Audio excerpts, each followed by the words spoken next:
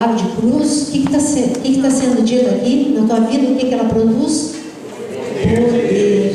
Poder de Deus. Por isso que essa mensagem ela é tão conhecida e tão desconhecida, porque você fala muito, Jesus morreu na cruz, mas como está escrito no Salmo 22, será que você entende que no momento, durante essas 6 horas de cruz, está escrito que tinha cães, que tinha uma súcia de cães e que tinha touros de Bazã ao redor? Quem eram esses touros de Bazã? Quem eram esses cães? João não fala que tinha cães, não fala de touro. É lógico, porque não tinha cães e não tinham touros. Aquele era essa coexistência que você aprendeu em libertação do mundo natural com o mundo espiritual.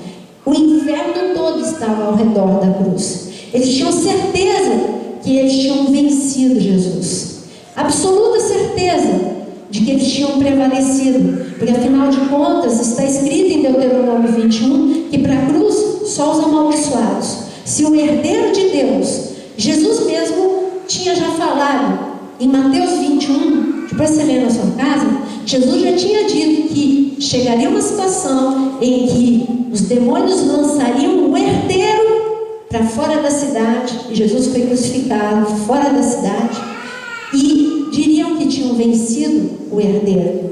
Jesus só contou até aí, só que eles não tinham vencido o herdeiro. Satanás achou que tinha vencido, por isso que está escrito em Eclesiastes que existem 4 coisas maravilhosas demais para a gente entender, e fala de coisas fantásticas. Eu vou ler para você a caminho em Eclesiastes 30, versículo 18. Há 3 coisas que são maravilhosas demais para mim. Sim, há 4 que não entendo. O caminho da águia no céu, que é Jesus, que é chamado de águia.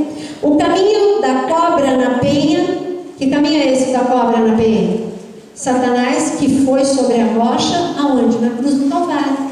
Esse é o caminho da cobra na penha. Foi um caminho de perseguição, de destruição para a serpente. O caminho do navio no meio do mar e o caminho do homem com uma donzela. Ainda continua falando do poder da palavra e fala do relacionamento de Jesus com a noiva de Cristo. Não tenho tempo de expandir para vocês, porque mesmo as palavras estão precisando ser condensadas. O importante para você é saber que existe poder sendo liberado agora, quando falamos de cruz. O importante para você saber é que Jesus passou 6 horas de intenso sofrimento físico, intenso sofrimento emocional, porque ele sofreu com o abandono, ele sofreu com a rejeição, ele sofreu com a falta de palavra de um amigo. João era o único que estava ao pé da cruz, mas não liberou uma palavra, ele simplesmente ficou ao pé da cruz. Inclusive Salmo 69 está escrito, descrevendo a cruz, está escrito: eu procurei por consoladores, mas não encontrei. Os olhos de Jesus procuraram, quem vai falar uma palavra boa para mim? E ninguém falou. E tudo que ele passou na cruz foi por nós. E o trabalho dele, como eu disse, não acabou na cruz. Ele foi 3 dias no inferno. Foram 3 dias porque ele não entrou no inferno e disse no primeiro dia: eu venci, vim pegar a chave do inferno, arromba a porta do inferno. Pensa bem, foram 3 dias de sofrimento. Satanás achou que tinha prendido Jesus, mas só no último dia que Jesus mostrou o poder da ressurreição, entrou no inferno e arrombou a porta do inferno. Só no último dia. A angústia de Jesus ali também no inferno é descrita em Jonas capítulo 2. Ali, aquela oração que Jonas faz. Jesus mesmo disse: você quer entender os 3 dias que o Filho do Homem passou no abismo? Então, entenda o mistério de Jonas, que foi 3 dias e passou no abismo da terra, nas profundezas da terra. Ele mesmo nos dá a dica para a gente saber o que ele passou nesses 3 dias ali no inferno. Mas a palavra de cruz que eu queria que vocês entendessem, eu gostaria que você escrevesse aí no teu caderno. Primeiro abre comigo Mateus 10, 38.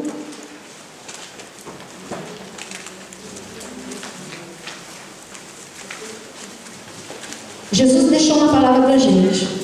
E eu queria que você fosse caminhando agora com Jesus para a cruz, porque Ele te fez um convite. Mateus 10, 38.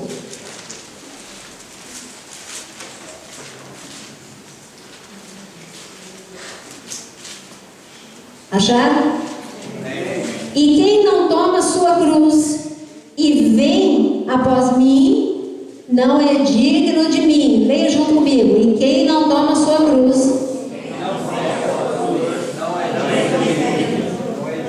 Vamos falar todo mundo junto. Eu vou ler na minha tradução e aí você lê, você fala como está na minha tradução para ser todo mundo uníssono. E quem não toma sua cruz e vem após mim, não é digno de mim. Quem acha sua vida, a perderá. Quem todavia perde a vida, por minha causa, a achará. Jesus está te convidando nessa tarde a uma caminhada rumo à cruz. Pega a cruz, senão você não vai ser discípulo dele. Senão a unção não vem. Você está vendo que quando Deus fala, o Evangelho é muito completo. Nem só de cura vive o homem, nem só de salvação vive o homem, nem só de libertação vive o homem. O homem vive pela palavra de Deus, e a palavra de Deus é completa. É salvação, é cura, é libertação e é viver a cruz diariamente. Mas eu quero te convidar a fazer uma caminhada que, se você caminhar hoje, fizer essa caminhada hoje, você vai conseguir fazer todos os dias essa caminhada. Porque o nosso desafio como homens e mulheres de Deus nessa geração é fazer a carne morrer todos os dias. Essa caminhada rumo à cruz é viver o que o Espírito Santo nos convida através de Paulo, viver o poder da ressurreição diariamente. Você só pode viver o poder da ressurreição se a sua carne morrer. Se você quer ter o mesmo nível de unção da igreja primitiva, quantos aqui querem ter o mesmo nível de unção da igreja primitiva? Eu quero, mas para isso eu preciso viver o que eles viveram. Pedro aprendeu o caminho da cruz, graças a Deus. Enfim, Pedro conseguiu aprender o caminho da cruz. E foi quando ele aprendeu o caminho da cruz e matar a carne dele, que Pedro, a sombra de Pedro, começou a curar, que a prisão não detinha Pedro. Pedro, ele começou a amar a quem ele não amava, começou a amar Cornélio, os gentios. Enfim, Pedro começou literalmente o que você começou a ler comigo, poder de Deus. Ele começou a viver poder de Deus. E essa caminhada é você não amar a sua vida, porque amar a sua vida é amar aquilo que a tua carne deseja e a tua carne quer. A nossa carne deseja vingança, a nossa carne deseja coisas que são contrárias ao que o Espírito de Deus dentro de nós geme e deseja.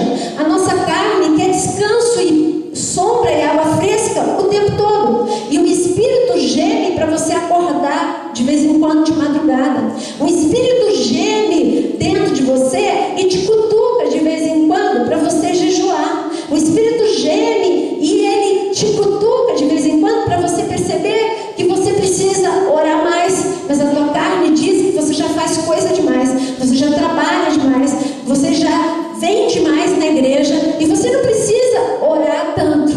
Você está vendo? Nossa carne, como Paulo disse, ela milita o tempo todo contra o Espírito. Mas eu queria que você fosse agora com Jesus e você fechasse seus olhos por um momento, mas não vai dormir como Pedro, Tiago e João, né? E você, como discípulo acordado, você vai chegar junto com Jesus no Getsemane. Chega até com Jesus no Getsemane. E ali no Getsemane, eu quero que você agora, quantas vezes Jesus disse para você, como ele disse para Pedro, Tiago e João, até quando eu vou ter que ficar te chamando e você não responder? Até quando você não vai poder vigiar comigo nenhuma hora? Até quando eu vou poder contar com você nessa terra, Japão? Ou você está querendo bater em retirada? e fugiu, porque as coisas ficaram mais difíceis nessa terra, Japão. Entra com Jesus no Getsemane, acordado, se ajoelha junto com ele. Ali no Getsemane houve uma guerra muito intensa. E Jesus, por alguns momentos, quis desistir emocionalmente. E ele disse: Pai, se possível for, passa de mim esse cálice. Ele não disse isso uma vez, ele disse 3 vezes. E ele está junto com você agora, de mãos dadas com você. E ele diz: o cálice que você tem pedido para que eu tire da tua vida, eu já bebi por você, eu já venci por você. Não saia fugindo. Se o seu casamento está difícil demais, bebe esse cálice, eu vou contigo até o fim. Você vai vencer. Se a tua vida profissional está difícil demais, vai até o fim. Eu estou contigo, bebe esse cálice. Bebe esse cálice. Porque eu estou te oferecendo, não é derrota, é vitória. Se o teu ministério está difícil de romper, bebe esse cálice. Vai prevalecer, vai romper. Em nome de Jesus. Amém? E nesse momento de Getsemane, eu gostaria que você colocasse na cruz do Calvário, ao pé da cruz do Calvário, a tua preguiça, a tua sonolência, porque a igreja, o corpo de Cristo, tem andado sonolento. Quando ele entra sonolência, Jezabel entra no nosso meio colocando frieza no coração. Lembra a frieza que Deus mostrou entrando no coração aqui? Por isso põe a mão no coração e diz agora: em nome de Jesus, toda frieza que pode ter entrado, caia por terra agora, em nome de Jesus. Mas Jesus, ele não foi somente, ele não parou no Getsemane, no Getsemane ele foi traído, ele foi abandonado. E muitas vezes essas dores te paralisam, mas quando você não ama a sua própria vida, você crucifica isso, deixa isso com Deus. Todo nível de injustiça humana que a tua carne grita por justiça, coloca agora na cruz do Calvário. Quantos aqui estão vivendo algum nível de injustiça? E isso tem gritado dentro do teu coração. É uma coisa normal viver situações de injustiça, seja no trabalho ou seja em qualquer área. Mas eu quero que você agora coloque todas essas injustiças na cruz do Calvário. Deus é aquele que te justifica, é Ele, não é pela tua força, mas é pelo braço poderoso de Deus. E ali no Getsemane, Jesus prevaleceu. Jesus não ficou paralisado pela dor da traição, não ficou paralisado pela dor do abandono. É isso que Ele está te ensinando. Pega a tua cruz e siga-me. Não deixe as decepções te paralisar. Isso é carregar a cruz. E Jesus continuou. E Ele foi levado para alguns julgamentos. E todos os julgamentos tinham injustiça. Em alguns julgamentos, Jesus, como eu disse, ele foi esbofeteado. Quantas situações você foi humilhado? E quantas vezes você ficou paralisado porque você foi humilhado? Nós, como igreja, Jonas e eu, nós fomos humilhados.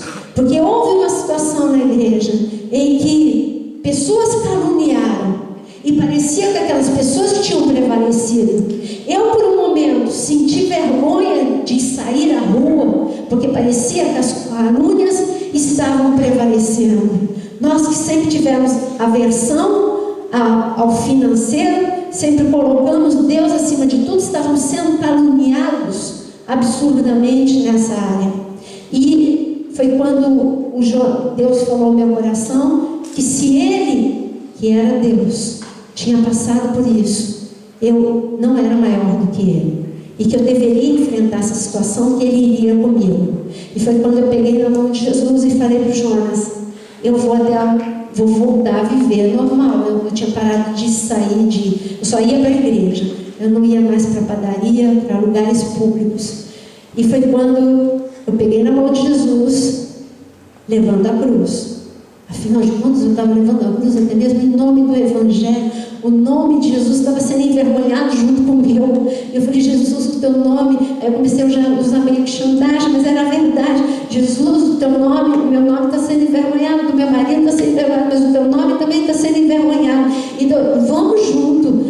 e eu fui até a padaria, e ali parecia que todos os olhos estavam fixados em mim. Era impressão minha, mas parecia. Mas eu agarrei bem forte na mão do Senhor Jesus. Vivi uma situação que hoje fica cômica. Quando uma pessoa estava quase a última da fila, a pessoa estava a primeira, e ele falou assim: pastora Naira, era tudo que eu não queria. Eu assim, sorri amarelo. Pastora Naira, eu estou sabendo que você saiu da tenda. Eu só baixei a cabeça assim. Olha, eu estou sabendo tudo que está acontecendo. E eu, Jesus, não estou acreditando. Eu peguei na tua mão. O Senhor veio comigo. Eu achando assim que eu ia voltar falando para o Jonas que eu tinha vivido algo sensacional. E quando eu saí na rua, um amigo nosso falou assim: Naira, você está bem? Ele não estava dentro da padaria, Sérgio Costa Leite. Naira, você está bem? Coisa que eu nunca fiz. Eu sou muito reservada, nunca chorei em público. Eu comecei a falar alto assim: ai, você nem sabe o que aconteceu! Olha só! E eu falava alto, chorando. Mais uma vergonha, a segunda. Porque aí eu comecei, porque se eu fosse assim naturalmente, eu me sentia envergonhada de ter chorado em público e alto, falando alto. E o Sérgio ficou espantado, nunca tinha me visto daquele jeito. E quando eu voltei, Jesus falou: vai até o fim, vai até o fim, porque a honra veio. Eu só posso resumir em uma palavra para vocês: a honra. Quando você crucifica a tua carne, aí eu comecei a não ligar mais para mim. Eu pensei o seguinte: morto não sente. Se eu criticar o morto, ele não vai gritar. Se eu estou morta, a minha carne, se ela não quer honra, se ela está morta em Cristo Jesus, mesmo que o mundo todo esteja zombando e gritando e apontando para mim, eu não posso ter reação. Eu preciso confiar no meu Deus, olhar para o meu Deus. E eu fiquei olhando para Jesus, esperando em Deus. Eu confesso para você que a princípio eu esperei vingança sobre aquelas pessoas. Não com a minha mão, mas com a mão de Deus. Eu queria que um raio caísse da parte de Deus. Também não era levar a cruz. Isso era viver, era a minha carne, a colérica Naira, querer o pior para eles. Eu queria, quando uma pessoa teve um sonho e disse que um deles estava vendendo picolé na feira, eu pulei de alegria. Eu tenho que falar, confessar. Eu pulei de alegria no meu interior. Vai vender picolé na feira. Essa é a Naira. Quando Jonas veio contar com seriedade, ele veio contar, ele pretendeu ter seriedade diante da minha reação. É isso aí, esse é o Deus que eu conheço. Aí eu põe o nome de Deus no meio, né? Passou um mês, 2 meses, nada de picolé. 3 meses, 4 meses, nada de picolé. E eles vivendo naturalmente, e eu vivendo vergonha e humilhação. Amados, a reversão de Deus, quando você acha que Deus não está fazendo nada, aí eu comecei a viver literalmente o que Deus mandou. Crucifica a tua carne, confia em mim. Eu fui para a cruz, eu nunca vivi tanto a cruz como esse período. Eu fui para a cruz e confiei no Pai. Ele disse ressurreição, e eu avisei todo mundo: ressurreição. Tira os olhos daqueles que fizeram algo, tira os olhos dessa situação e põe os olhos em mim. Quando eu me concentrei em Jesus, quando eu me concentrei, já esquecendo, eu já não queria, tudo isso perdeu valor, eu não queria mais vingança para aquelas pessoas. Aliás, aquelas pessoas já não faziam parte da minha vida, eu já não pensava mais nelas. Jesus começou a colocar tantas situações para que o Jonas e eu trabalhássemos. Era tão intenso o trabalho que nós já não pensávamos em mais nada. Mas particularmente eu, que tenho um temperamento mais colérico, eu já não pensava mais nada disso. Quando eu já não pensava em mais nada disso, veio uma reversão sobre a nossa vida. De repente, o local em que a gente está, nós conseguimos comprar sem dinheiro em 1 ano e meio. As reformas conseguiram ser feitas sem dinheiro, sem a gente entender. Nós que de quase 2.000 pessoas resumimos a 3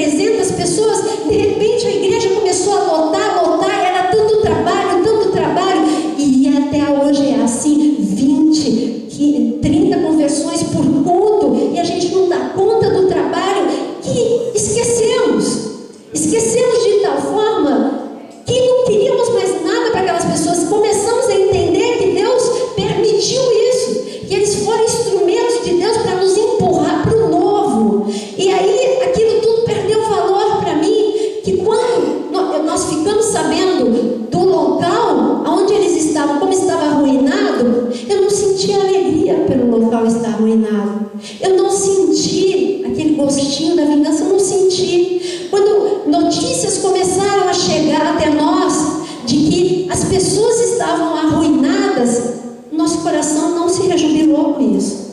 O meu, particularmente, eu que tinha essa característica, eu não me rejubilei. Quando essas pessoas começaram a chegar e bater na porta da igreja, aí foi a prova das provas. Uma delas chegou e fez gabinete conosco e disse: pastor, de você eu sabia que eu ia receber um abraço. Eu estou vindo aqui para pedir perdão. Nem se eu vivesse minha vida toda para tentar ressarcir vocês do mal que eu fiz, eu não conseguiria, porque eu caluniei muito vocês, eu menti muito sobre vocês, e eu não conseguiria reverter tudo isso, nem com toda a minha vida. Mas de você eu esperava um abraço. Mas o que está me chocando é a pastora Andréia. Dela eu esperava uma palavra dura, uma repreensão, e eu estava ali, sabe, bem-vindo meu filho, abracei, beijei, perdoei, mas era literalmente o que eu estava sentindo.